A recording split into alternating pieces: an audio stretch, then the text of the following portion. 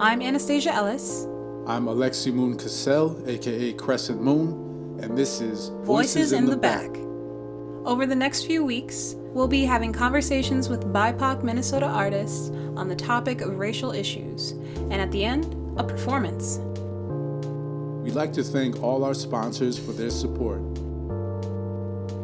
Make sure to follow us on Instagram, Facebook, and Twitter using our handle @VoicesInTheBack. All right, welcome to Voices in the Back. My name is Anastasia Ellis. And I'm Alexi Moon Cassell. And we are so honored to have on today, we have Youa, Vang, and Diane Miller. So, Yeah. hey. So we're going to start off with just a little icebreaker question. What has been keeping your hopes up during the pandemic? What have you been doing during the pandemic to make yourself feel good and happy and everything? Well, during the thick of the pandemic, when we couldn't really leave our homes, I was practicing a lot, like playing guitar like crazy, writing music. So in a way, it was kind of a blessing because it opened up this streaming pathway for me to actually become a better instrumentalist, which I think in turn is like if you're, a career musician, to be really good at your craft, it makes a difference. I was spending a lot of time with family. I live in a duplex, and in my culture we are very multi-generational. So my mom lived with us and then or lives with us, and my two sisters and my 8-year-old niece. So we were spending too much time together, but that was what we were doing in the thick of pandemic. And your question was, what was keeping me hopeful? Yeah, what was keeping you hopeful? I think the thought of eventually seeing people again was kind of pushing me through, and just the resilience of how relationships can sustain, and showing kindness to others when especially it was just a really rough time was kind of pushing me to to see past what was right in front of us. I know how I was with a lot of my roommates while everything was going on with the pandemic, and we definitely got too close with each other to the point where I was like, all right, I'm done. I'm gonna go move out now. We had a game where we'd sit at the dinner table and we'd have dinner, and this was within the first month, and I was like, who would I eat first if we had to eat each other? That was my my question. game. Yeah. It's dark. Yeah. Just no. Who would you eat? Who would you eat first? So I'm curious. My niece. She's Wait, is she 8? she's 8. Yeah. Nice. I love it. Does she know that? Oh, she knows. She's her humor is just as dark as mine. She tries to one up me, and I tell her that I'm like, I want you to be that weird person in the room. I want you to find absurdity because that's what's going to get you through adulthood. I love that. That's good advice, honestly. Keep it weird. So with everything going on throughout the pandemic, especially within Minnesota, with having George Floyd happen, being killed, and same with Dante Wright, and everything else that's been going around the world, what have you been noticing that has changed, specifically about Minnesota, in the cities, anywhere in Minnesota? I've noticed a lot of changes. I think the most important thing is people are very much more aware of what it is to be a BIPOC, person of color, because they couldn't hide that their privilege anymore. I did write a piece for MSP magazine called to cover Stop Asian Hate, but it also covered casual racism, and I think casual racism is a very easy thing to overlook.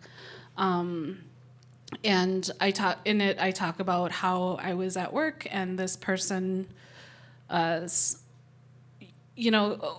they were coming. I worked at the airport, and they were coming to pick up a piano that I was getting fixed.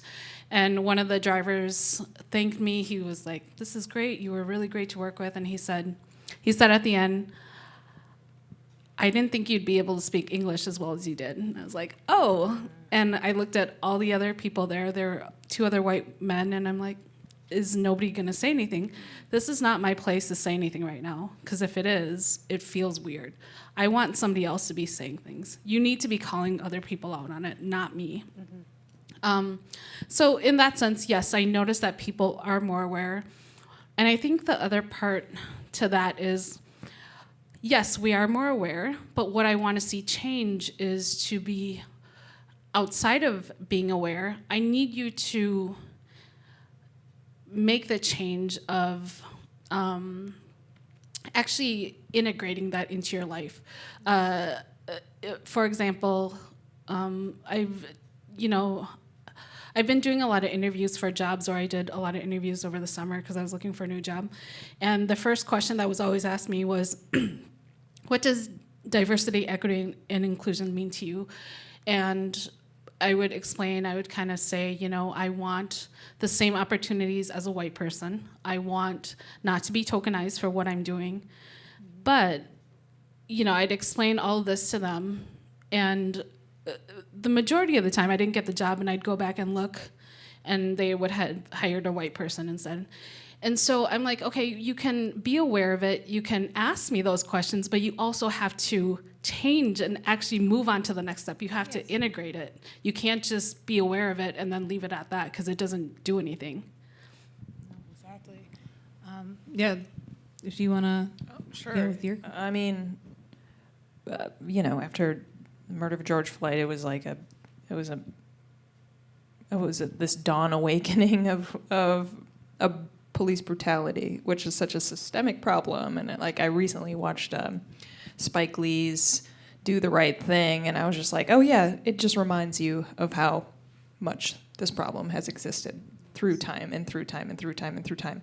And it reveals, it's, for me, I've seen, it's revealed white supremacy and how much it's so prevalent, and you realize how less hidden it becomes when something as devastating as a black man being murdered in front of millions and millions of people to see, how people respond to it and how people have come together. In a lot of ways, I feel like the community has come together and rallied for reform and justice and betterment, and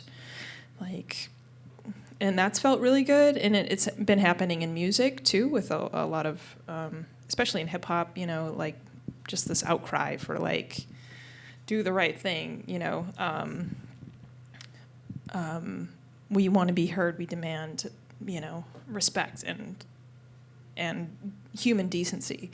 And so it's powerful. It's as someone who lived on Lake Street in Minneapolis, it was hard not to feel it, and also to want to be there and just rally alongside the community. So I've noticed just a lot more activity especially within the music community, of people wanting to make a difference, and I hope that never lets up.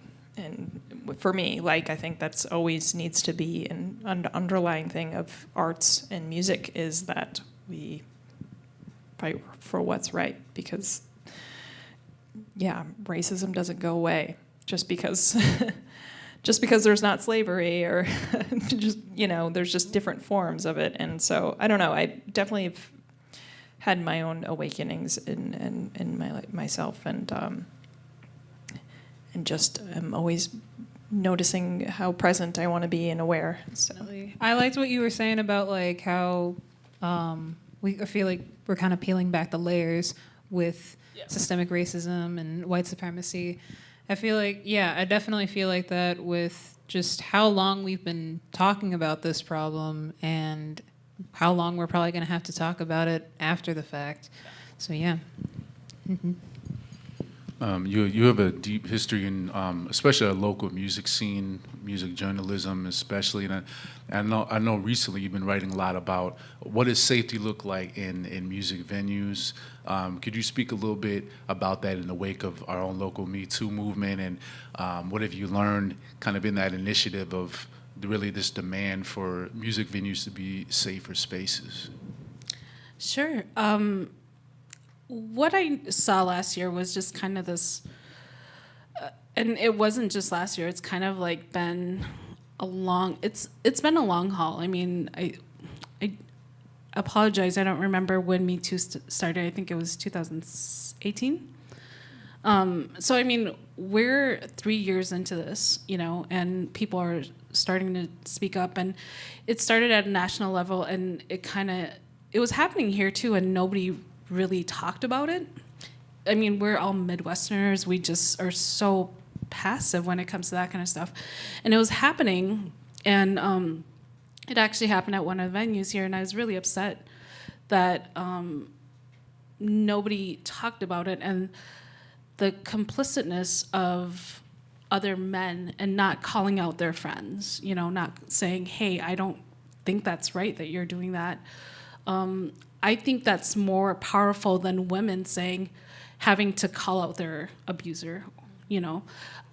I think that is what's gonna kind of push us over to the next thing. So that kind of like led into Minnesotans and the Twin Cities actually trying to integrate and trying to be more aware and intentional with what they're doing. So with Me Too being acknowledged here, it was so important, especially last year, because there was a list of all of these men that were being called out. And I think so many men were scared, what's gonna happen? Am I gonna be next? I'm like, I don't think that's what you should be scared of. I think you should be talking and saying, what can I be doing better? Cancel culture is I think it's harsh. But so with that in mind, venues need to be more aware of that kind of stuff. And yeah, I think it's important for venues at the end of the night to make sure that they're making sure the artists are getting out safely. Doing all this stuff is, if anything's happening inside the venue as a performance is happening, you need to be calling that out, calling out the patrons that are causing ruckus. But I think the number one thing I want to see happening is making sure that you are supporting your community. If the community's hurting and there's someone that you booked that community is saying, hey, you should probably not be booking this person. You should listen to your community. That's what I think is most important right now, that venues should be doing. And yeah, you don't have to cancel either, but you should be listening. You should be part of that community. You're not separate. You don't have autonomy in that aspect all the time. So, Diane, so you recently took over the local show at the Current. What's that been like, hosting that thing? Amazing, a dream job. Yeah, I've literally I was born a music freak, like fanatic of like every genre, any type of form. The sound of music is what drives me through this world. And so, I mean, there's many things that drive me through this world, but music is definitely like part of my identity. And so, having grown up in Minnesota, I wasn't born here. I was born in Alaska and moved to Hawaii, and then my family came here when I was around 7. So I lived in Robbinsdale, lived in Alexandria, lived in Fargo-Moorhead, and now I'm here. So I definitely have roots in Minnesota, and have developed this strong connection with the Minnesota music scene for so many years, booking artists through venues in Fargo-Moorhead, and then also writing about them, and so to get to this point of being able to celebrate the amazing talents and gifts of the Minnesota music scene, which are so vast and diverse and amazing, is a true honor and gift, because I've been a fan of the Current for many years, and the Current is a rarity of a station, because it caters to music that's across multiple genres, and then also caters to different eras of music, and then it caters to music that's new and cutting edge. And so that's one reason why I've gravitated to the Current as a station that I've listened to if I'm listening to radio. And it's so amazing that they dedicate 2 hours a week to just local music. And it's fun to be able to go through and listen to people's submissions and just pay that close of attention to what's going on. It's like it's a pure gift, and I feel like a great person for the role. I'm so glad to be doing it, and thankful for people who are tuning in and have been giving me great feedback so far. Do you feel any pressure being a person of color in that position where, you know what I'm saying? It feels like a win where you're like, we got another one, you know? But like, is there like pressure that comes with that where you feel like, oh, I gotta really represent here? You know, could you speak to that? Absolutely, but I also think that it just comes naturally that because I'm a person of color, I gravitate towards music, that I'm like a huge hip hop fan, and so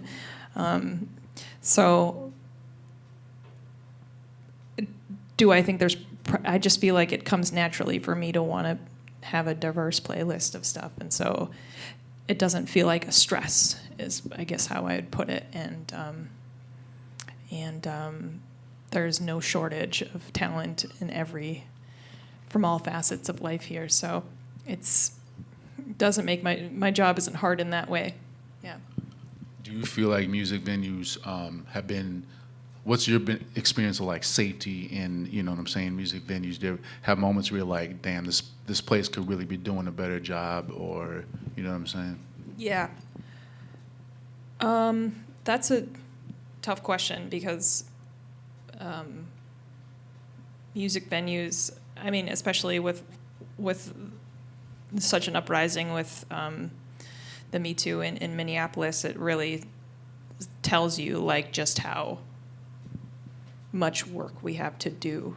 And I think everybody has their differences of feelings of how venues are handling it across the board. And when it comes to music, yeah, you think about there's a systemic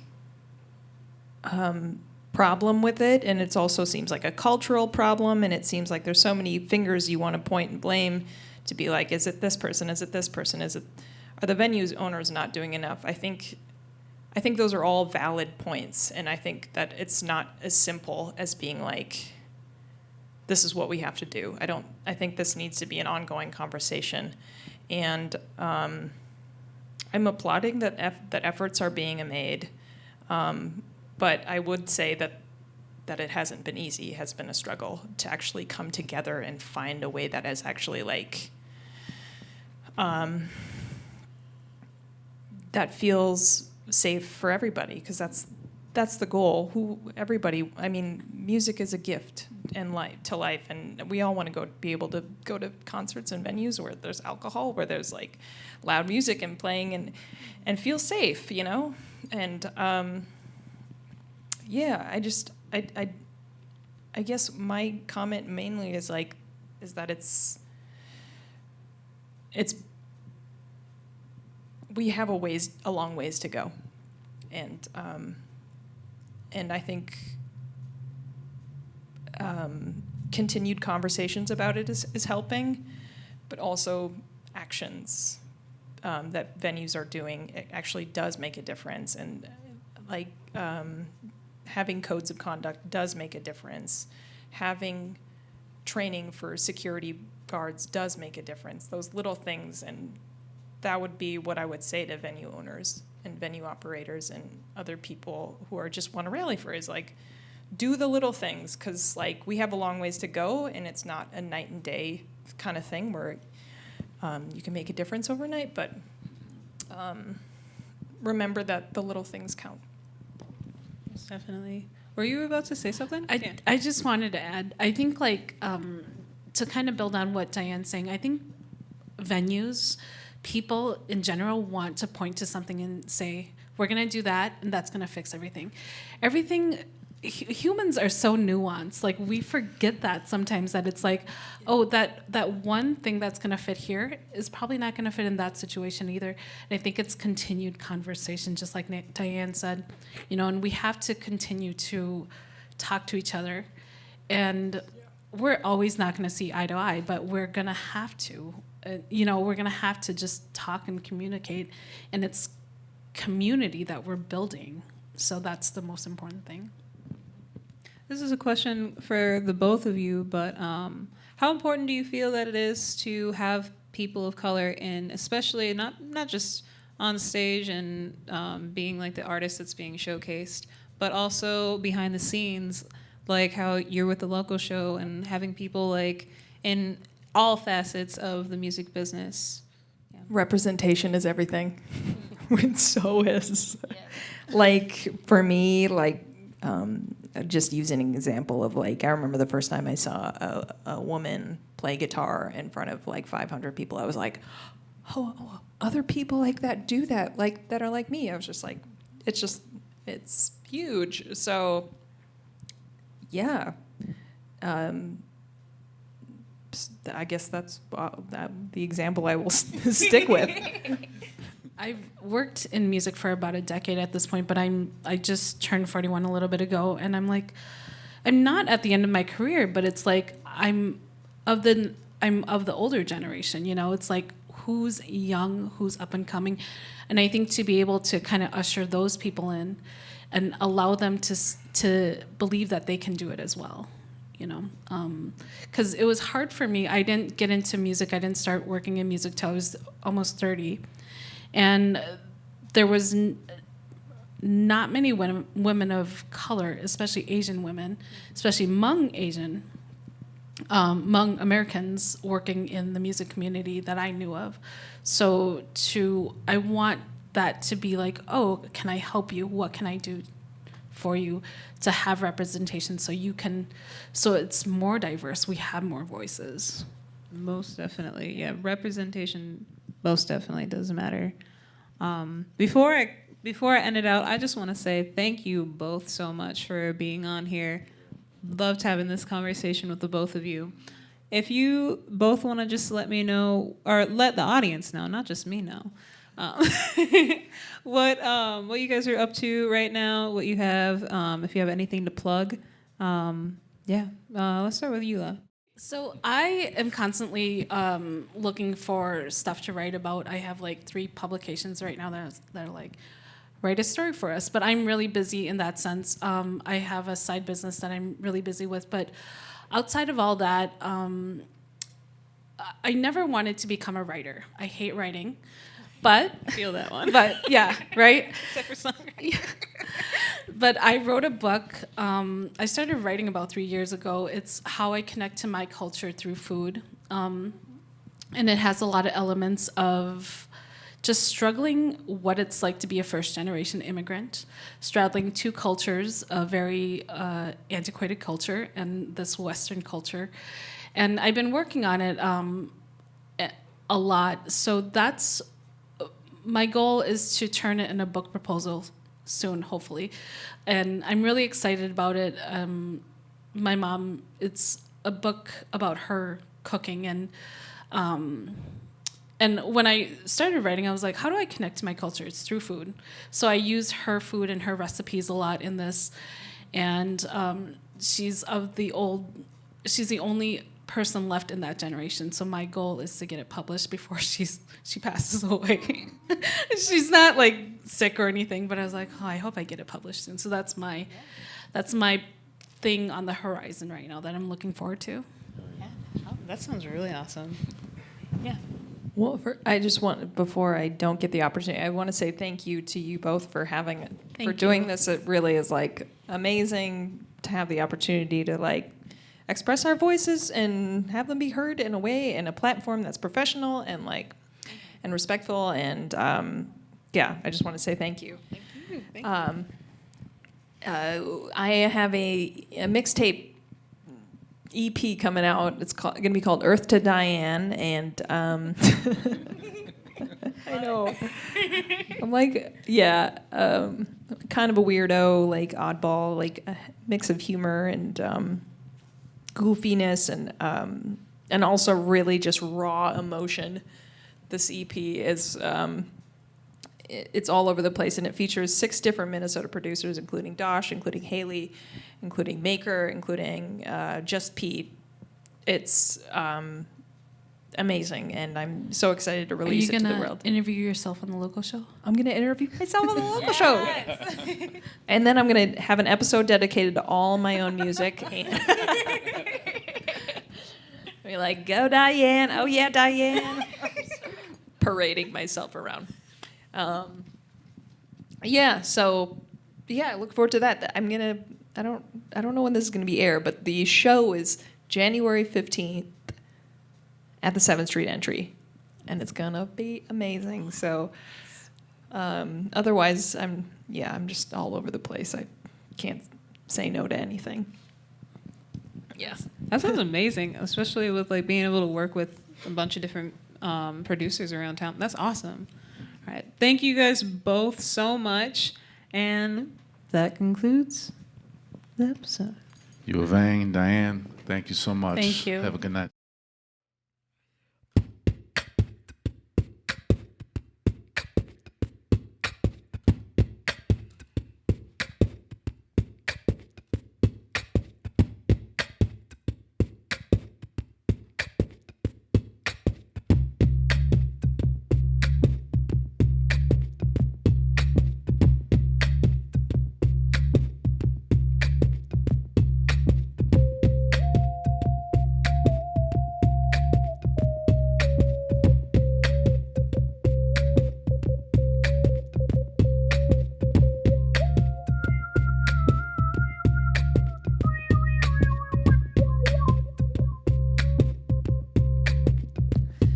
Yo, check this shit out while I get my spit out. While I whip my wit out, I hit and took the flow south. Did it cause my style's clap. You hear me make the crowd shout. That's me, I got the quiet and the sour crowd's loud. Whisper I set my doubts down while I'm skipping town.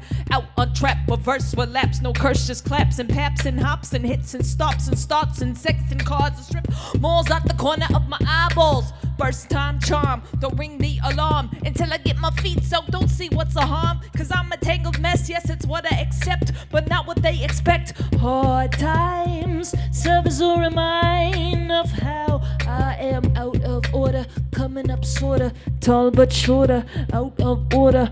Hard times serve as a reminder of how I am out of order.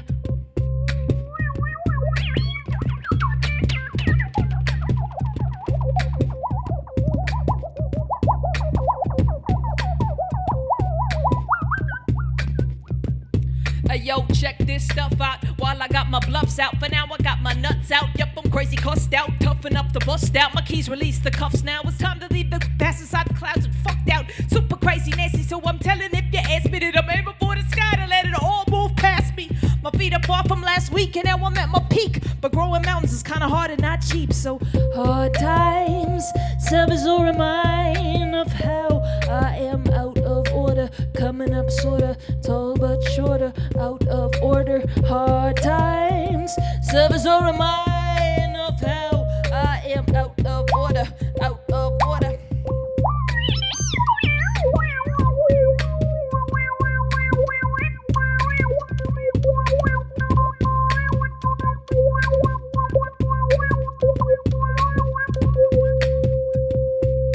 Believe me, I know what's cool.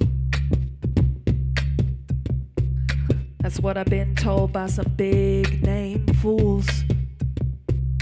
At least by my team that I imagined in my dream. Fresh to definition, clean, cut and lean. A quarter for my face, $1 for my punch, 100 for my lyrics, 1 billion for my spunk, 1 million for my helpers, 1 gajillion for us. Cause without this connection, I got nothing but a bust, yuck. Hard times serve as a reminder of how I am out of order. Coming up sorta, tall but shorter, out of order. Hard times serve as a reminder of how I am out of order, out of order, out of order, out of order.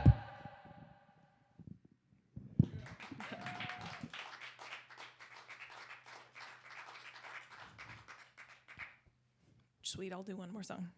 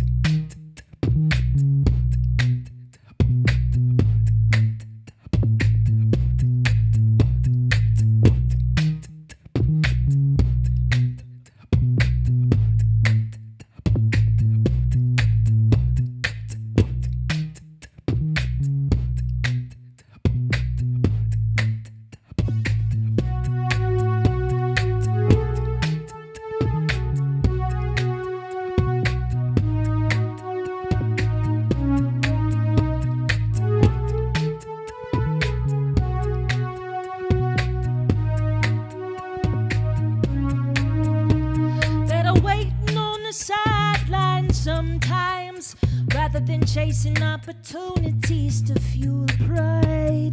Better waiting on the sidelines sometimes, rather than chasing opportunities to fuel pride.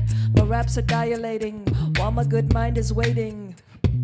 Gold and shiny good cells tells me everything is well. Pass on your knowledge through music. Don't wait, let everyone use it, they'll lose it. Rediscover ways that can abuse it. Me, I'll just stand here basking in some notes, waiting for another good word I will have wrote, and then spoke, circling around in a cadence till I woke, refreshed and dressed in my best vest, testing guesses, later turned into some yeses.